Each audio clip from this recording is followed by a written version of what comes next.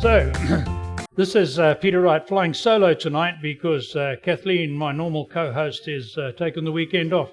And I've been very fortunate to have attended a meeting of the PPC and to hear the leader, Maxine Bernier, address a good crowd in Norwich, Ontario.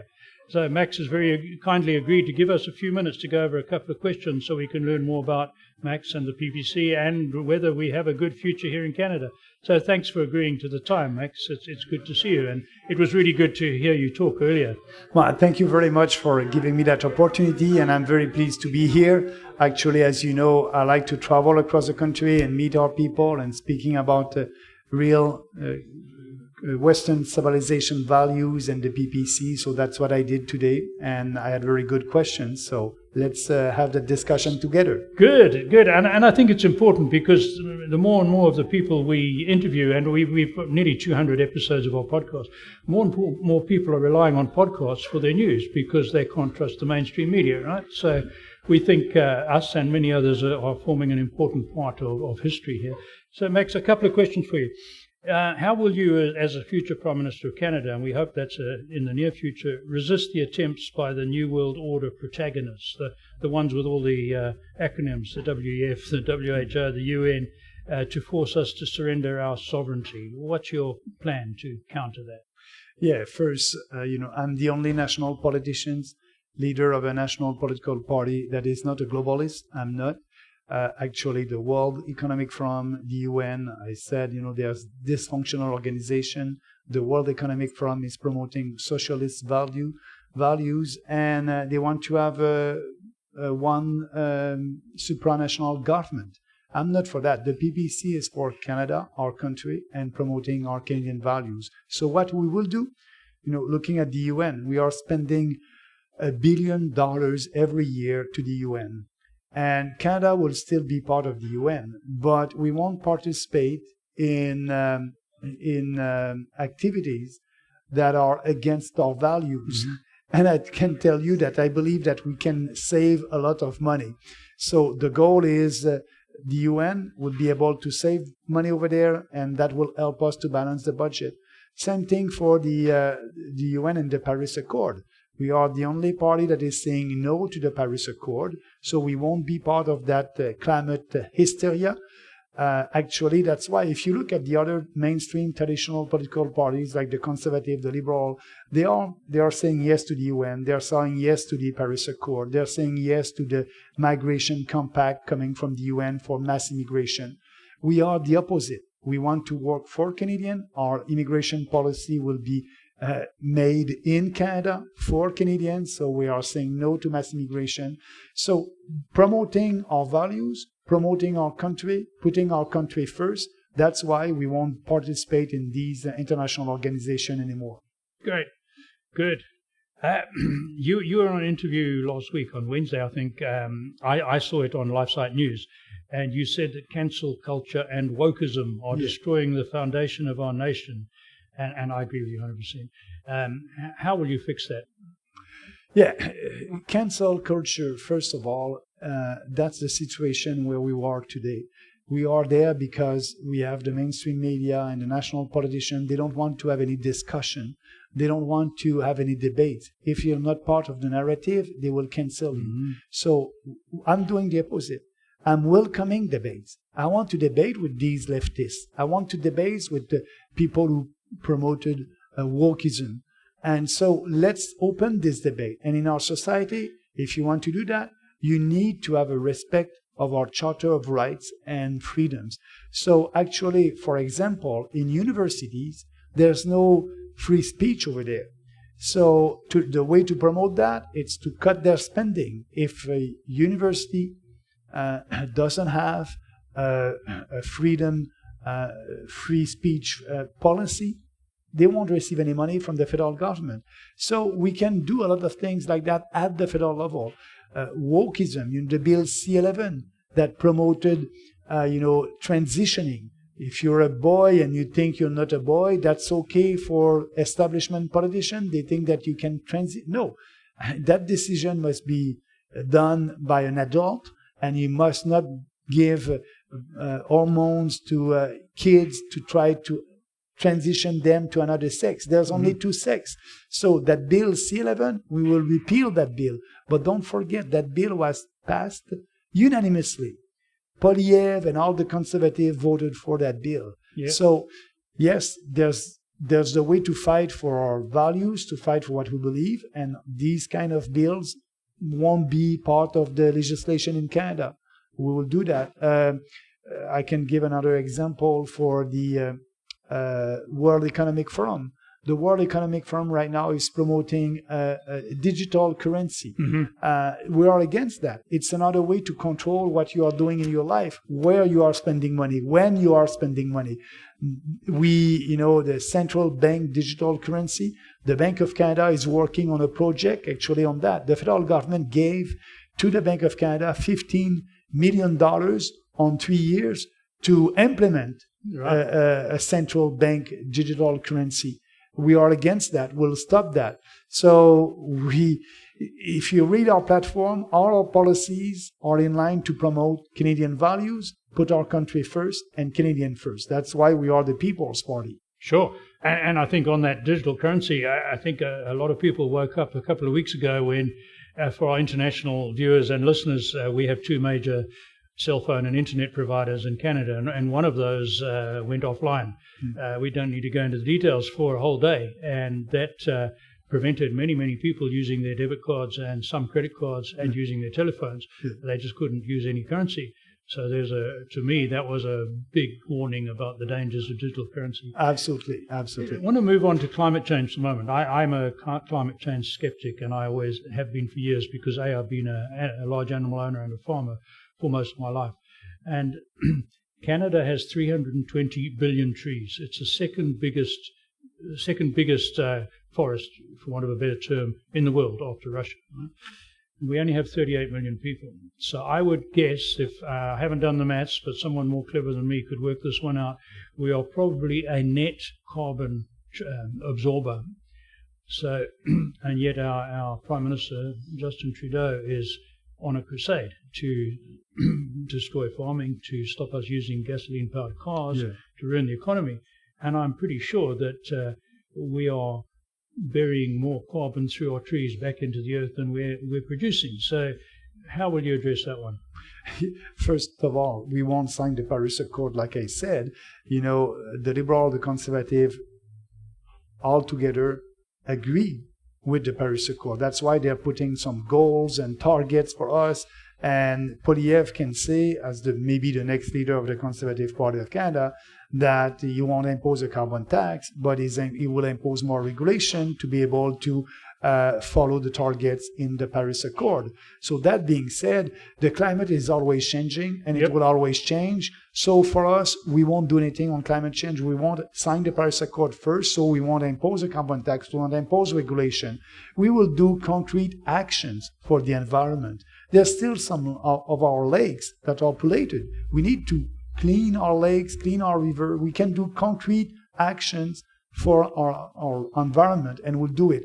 But the Paris Accord, the climate change, we won't do anything. We won't promote new green energies. We have a strong industry, the oil and gas industry. We must be able to build pipelines. We must be able to exploit our natural resources without any barriers coming from the federal government, and with all the legislation that Trudeau is imposing and the regulations that Trudeau is imposing to the oil and gas industries. So all that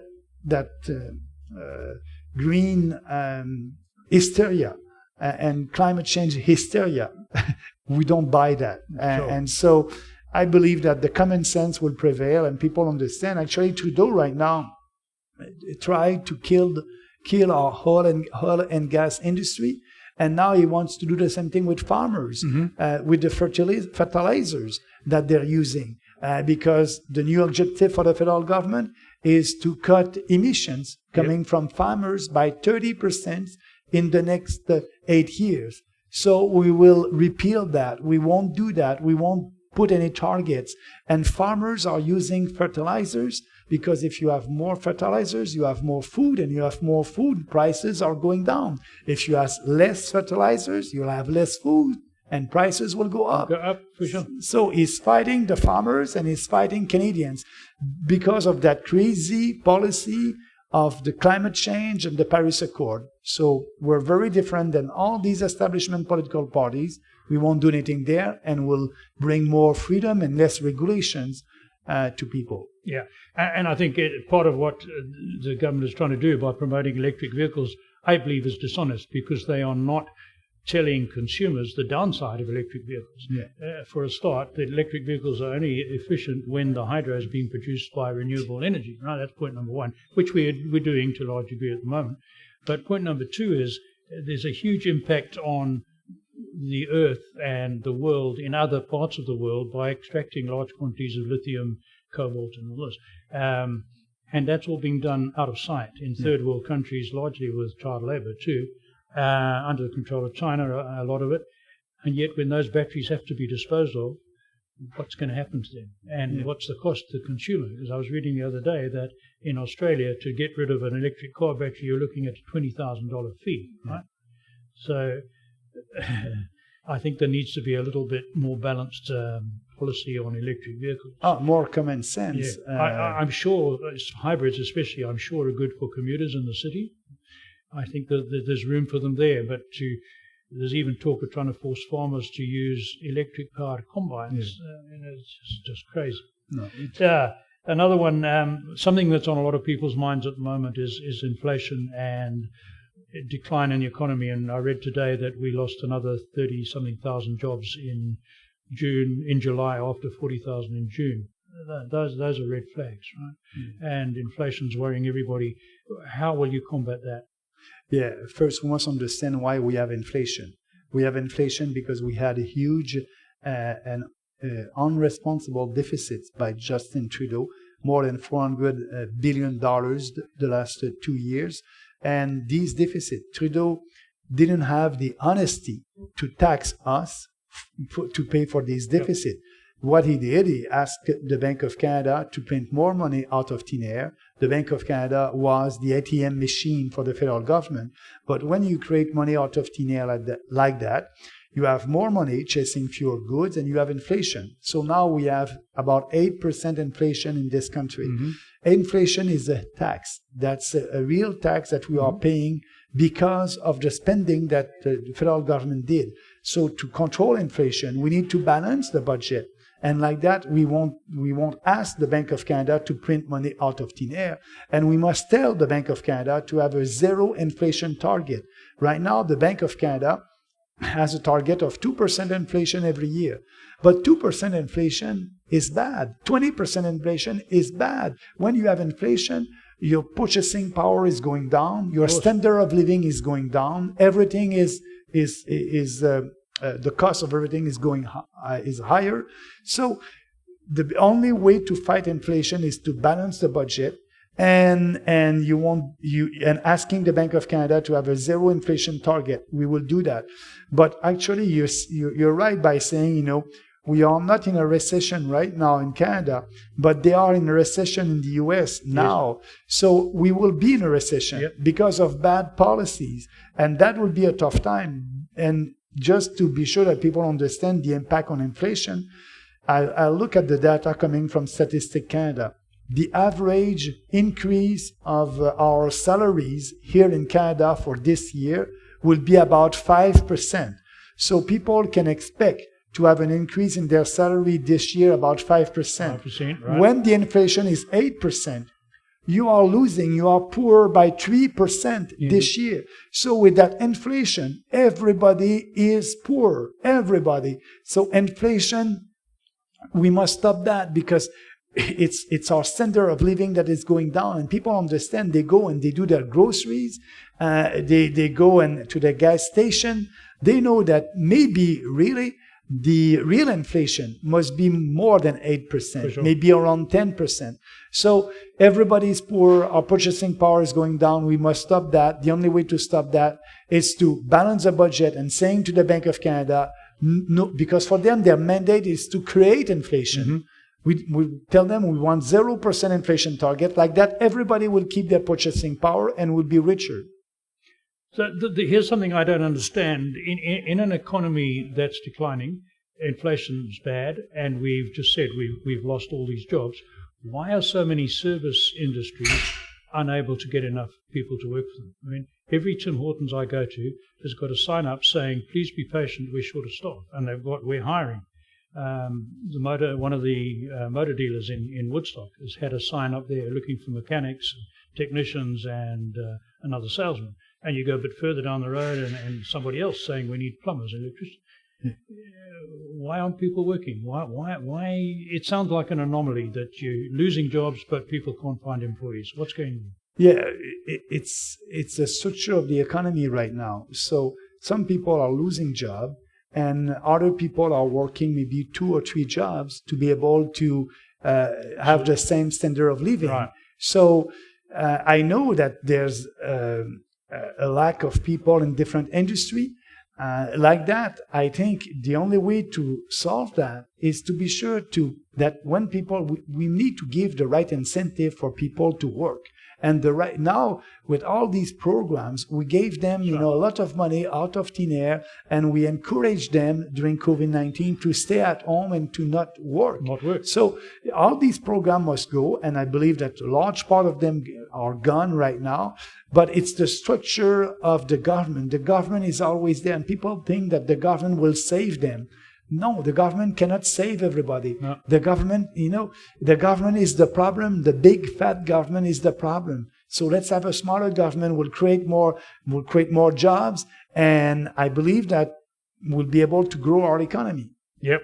It reminds me, you quoted Margaret Thatcher when you were talking to the audience a little earlier, and I remember those days, and I remember reading that because of the socialist governments before her, from Harold Wilson onwards, that she was seeing the third generation in a household who'd never worked. Right? It's bad enough if one generation never worked, but 3 generations in the same house on welfare, that's got to be a recipe for disaster. And that's my fear when I see that people don't want to take these lower-level service jobs, because they've been surviving on government handouts, for want of a better term. That, again, has to be a disaster coming up. Let's switch gears for a moment, and this is one that I know many of our audience are interested in. Is agriculture. We've been talking about what the Liberals are trying to do. Is move on to supply management, which is a really thorny issue in Canada. I came from a continent where agriculture had to take their risks like everybody else, and the weather risk. There was no support whatsoever for agriculture. So I have quite a lot of sympathy for some forms of supply management. But I'll give you an example of one of the dangers as I see it, and that is I know that when dairy farmers exceed their quota, if they were to send that excess milk to the processing plant, they can, but they have to pay the transport on it, and they will not get paid for the milk. So it's better for the farmer, and his margins are tight with all the costs going up, to just pour that into the ground, right? We have starving people in third world countries that Canada spends billions on foreign aid. Why? I'm just using one example. Why couldn't we take that milk, just pay the transport, even if we don't pay the farmers, or pay them a minimal fee, put it into condensed milk or dried milk or whatever, and use that as part of what we give away in food aid. So our Canadian farmers are now getting some of the benefit of Canada's billions in foreign aid, instead of that going to a third country who happens to have a process. I'm just using one example, but I think there's others in the whole agriculture. What's your policy there? Yeah, absolutely. On that, quota for dairy, poultry, and eggs producers, for us, we need to stop that. They need to be able to work in competition like other farmers. That being said, I want them to be productive. I want them to be successful. And our goal is not to cut the quota and everything the first year.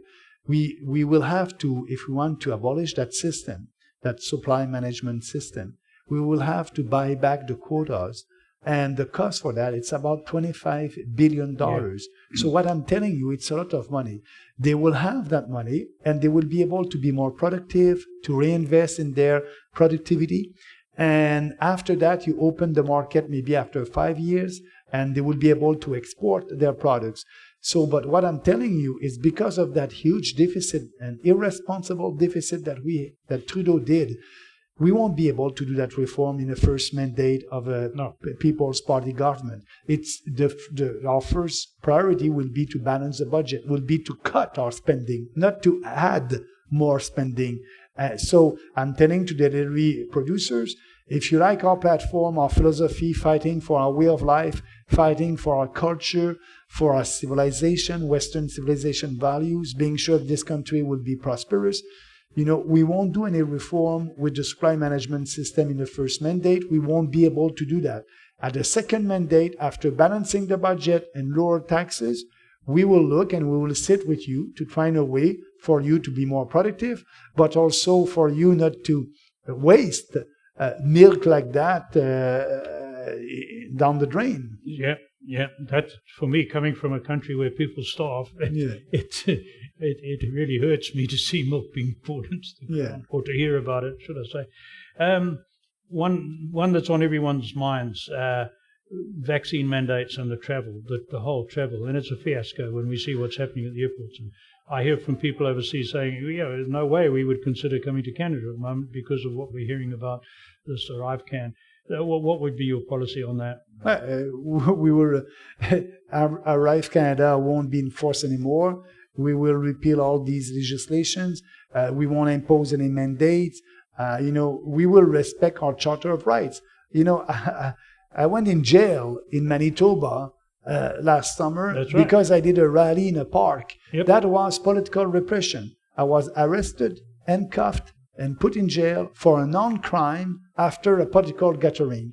So when I'm speaking about freedom, about respecting our rights, I know what it is. I was only 12 hours in jail, and look, Tamara Lynch was, I think, 48 days for nothing. That's right. She was a political prisoner. Of course. So it won't happen on us, under us. We will respect our Constitution and respect people, And that's it. That's the bottom line. Respect the Constitution. That's all we need to do. Yeah.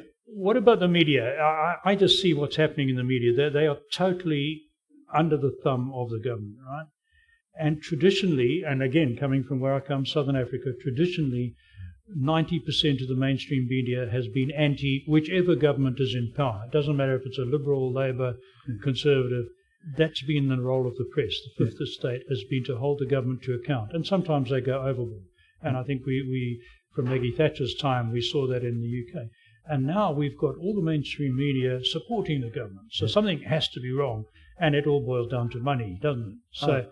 So how do you, as the new government, get rid of that bias in the media? First of all, CBC, they receive more than $1.1 billion every year. We will cut that. So CBC, they're not, objective because they're receiving all that money coming from the federal government. They don't critique the federal government. CBC, CTV, and all these mainstream media. So Trudeau gave them $500 million to the mainstream media. We will cut that. We won't give any money to the media. We won't give any money to CBC. So like that, they will have to change because they will have to raise money from their viewers. That's right. So if you don't like what they're saying, you won't give money to them and they will go bankrupt. Yeah. So that's the only way to stop all these programs that Trudeau put in place for the media. We will cut all that because I told you our goal is to balance the budget. We can save $1.1 billion with CBC. We can save another $500 million by cutting the fund that Trudeau put in place for the mainstream media. And like that, they will have to be, and they will be independent because we want the media to be independent from the government, and they're not right now. So the only way for them to be independent is to cut their funding. That's right. And the business model works. We have things like Netflix that makes a profit. Yeah.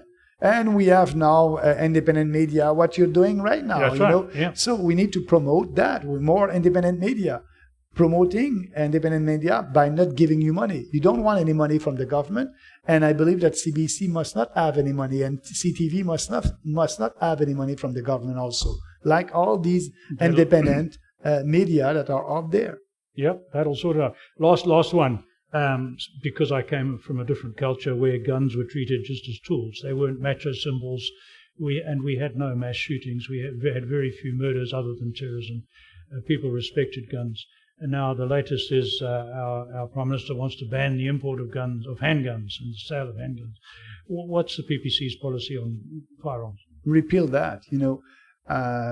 We want people. We have a gun legislation in Canada. If you want to have a gun, you need to follow courses. Mm-hmm.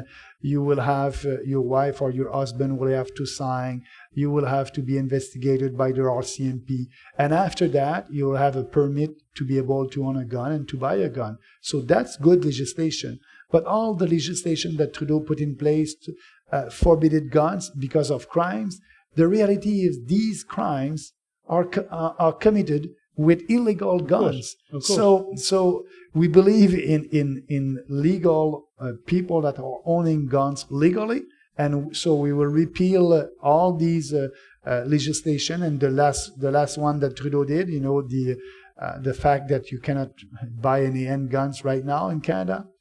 No, that's not the problem. The problem is we must fight criminals and put money there and giving more money to our police force to fight criminals. That's right. So we will repeal all these gun legislations that Trudeau put forward and go back to what we had before.